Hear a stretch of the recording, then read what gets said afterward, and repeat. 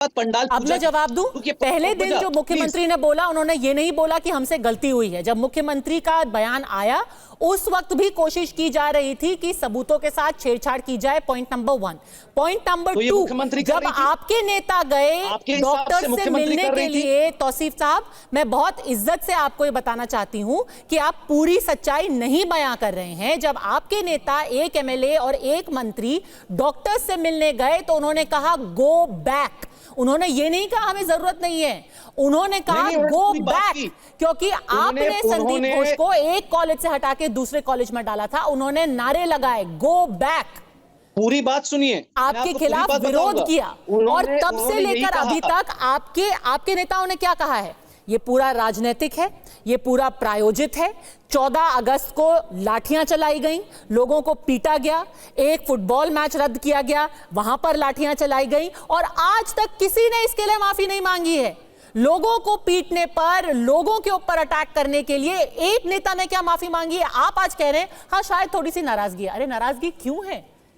नहीं, नाराजगी तो फट रही है लोगों की नाराजगी आज से नहीं है। 10 दिन से वो सरकार से पूछ रहे हैं कि ये सब क्यों हो रहा है और कोई जवाब ही नहीं दे रहा। मगर नहीं, मैं आपको जवाब दे रहा हूं ना, आपको सुनना पड़ेगा। अगर आप इंटरप्ट नहीं करे तो बोलिए। नाराजगी डे 1 से है और उसी नाराजगी को पॉलिटिसाइज किया जा रहा है केरोसिन देकर, और सीजीआई ने साफ तौर पे कहा कि आपको ये बंद करना पड़ेगा। पद्मजा, मेरा सवाल आपसे नहीं, मेरा सवाल भारत के लोगों से जो हमारे ऊपर जो आक्रोश दिखा रहे हैं, गुस्सा दिखा रहे हैं, मैं उनसे सीबीआई से यह पूछना है कि जब आपके पास सारी चीजें हैं, अब तक आपने संदीप घोष को अरेस्ट क्यों नहीं किया? अब तक आपने संजय रॉय को अपने कस्टडी में क्यों नहीं लिया? आप यही लोग हैं जो कह रहे थे 3 दिन के अंदर हमें रिजल्ट दीजिए। अब तक सीबीआई ने संदीप घोष को अपने हिरासत में नहीं लिया, संजय रॉय को अपने हिरासत में नहीं लिया, संजय रॉय को जुडिशियल कस्टडी में भेज दिया गया। Why not Sandeep Ghosh has been questioned?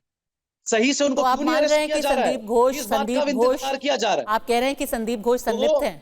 आप मान रहे हैं कि संदीप घोष संलिप्त है? एक सेकंड तौसीफ, आपने कहा सीबीआई क्यों नहीं अरेस्ट करी संदीप घोष को, यानी कि आप टीवी पर कह रहे हैं कि संदीप घोष संलिप्त हैं इस अपराध में? जरा मैं बात कर लूं थोड़ी। संलिप्त है कि नहीं? आप कह रहे हैं कि सीबीआई ने अरेस्ट क्यों नहीं किया?